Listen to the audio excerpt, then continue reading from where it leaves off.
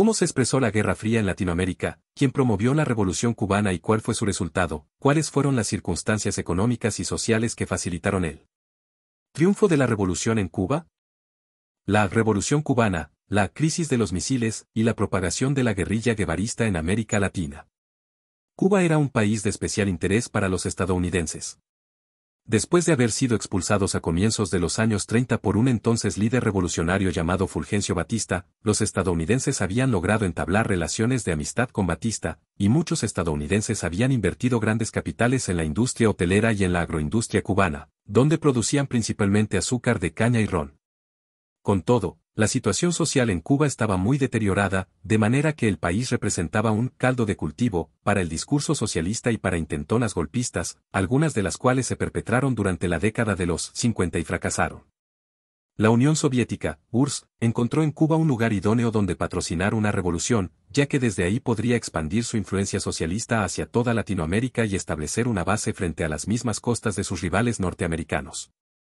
Dirigida por un abogado llamado Fidel Castro, la revolución triunfó en Cuba en el año 1959, debiendo exiliarse el derrocado presidente Fulgencio Batista.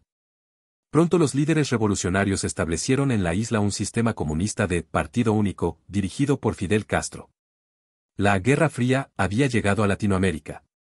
Castro nacionalizó las empresas privadas cubanas y emprendió una reforma agraria que estatizó las propiedades agrícolas que estaban en propiedad de privados, muchos de ellos norteamericanos, consolidando así el primer gobierno socialista de Latinoamérica. Contando con el apoyo financiero de la Unión Soviética, URSS, Fidel Castro invirtió en educación, en salud y construyó viviendas para la población cubana, haciéndose cargo de las principales demandas populares. El gobierno estadounidense, dirigido por el presidente Dwight D. Eisenhower, aplicó un bloqueo comercial sobre la isla y aplicó medidas de contrainsurgencia, financiando a grupos armados para intentar golpes que derribaran al recién instaurado régimen socialista.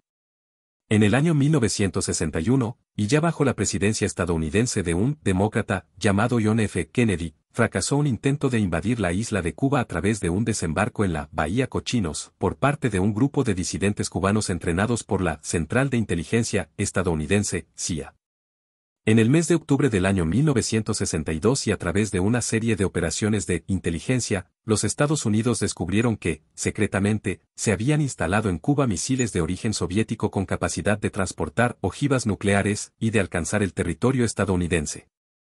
La instalación de los misiles obedecía a una respuesta soviética ante la instalación previa de misiles por parte de la Organización del Tratado del Atlántico Norte, OTAN, en Italia, Alemania Federal y Turquía, siendo estos dos últimos países limítrofes con el bloque socialista.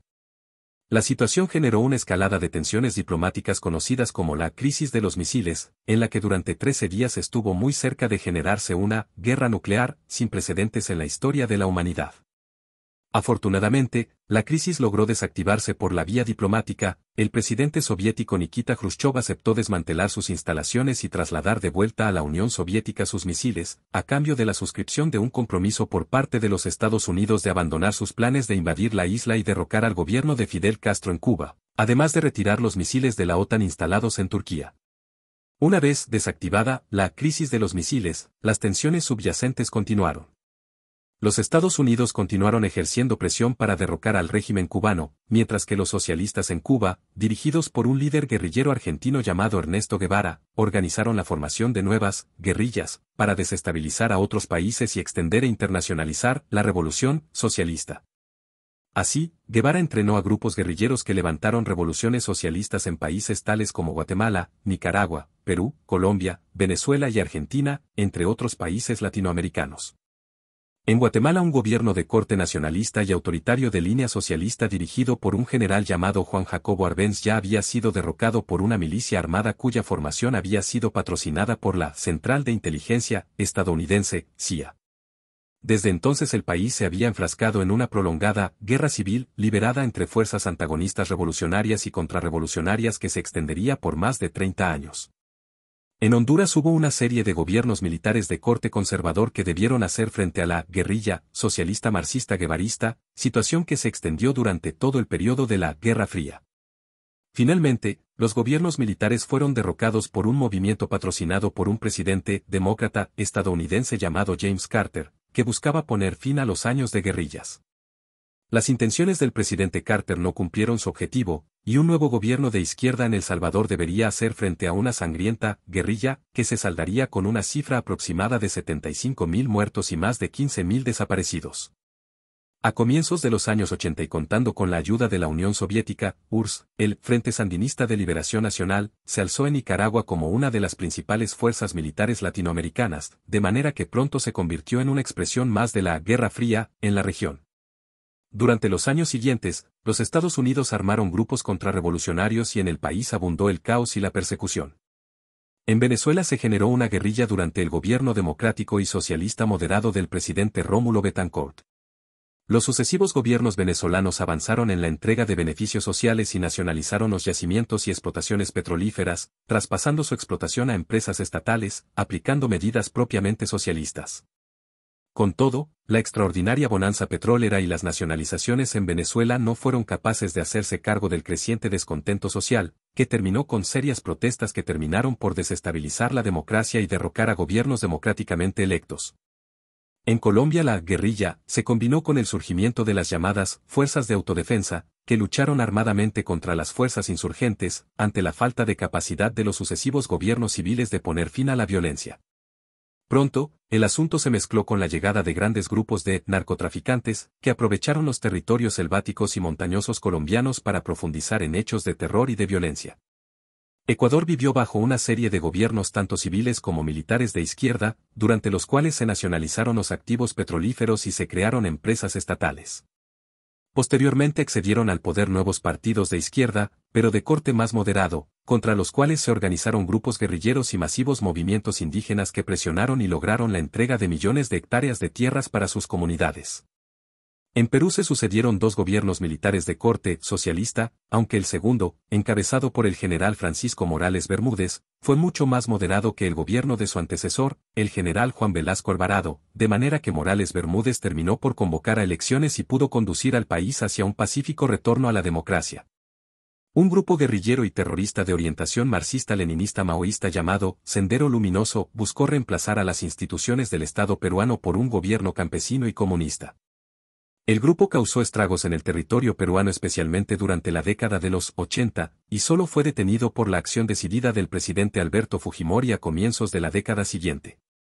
En Bolivia primaron políticas de corte socialista durante la mayor parte del periodo en que duró la Guerra Fría, para comenzar a modificar el modelo por uno de corte capitalista y privatizador al estilo neoliberal, recién desde la década de los 80. Tras haber pasado por varios gobiernos militares de distinto signo político, fueron dos presidentes democráticamente electos y que anteriormente habían sido socialistas los que determinaron reemplazar el modelo de desarrollo boliviano. Paraguay, por su parte, estuvo sujeto a una dictadura ejercida durante 35 años por un veterano de las guerras y general del ejército paraguayo llamado Alfredo Stroessner.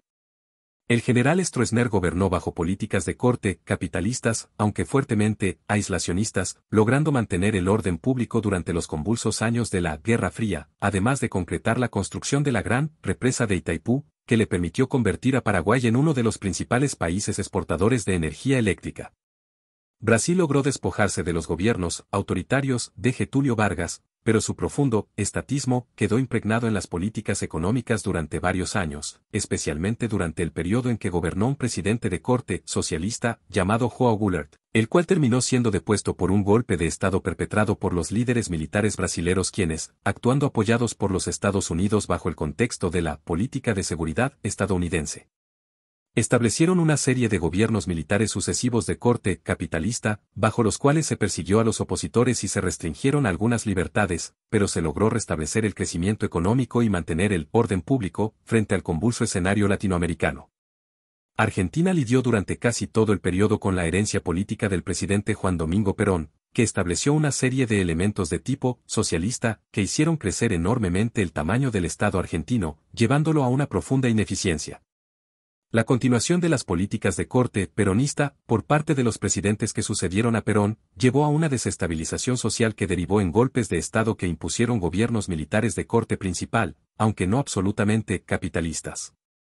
Un enfrentamiento armado contra el Reino Unido sostenido a comienzos de la década de los 80, conocido como la Guerra de las Malvinas, decantó en una caída del último régimen militar argentino, para dar paso a una severa crisis económica que conduciría hacia una adopción del neoliberalismo.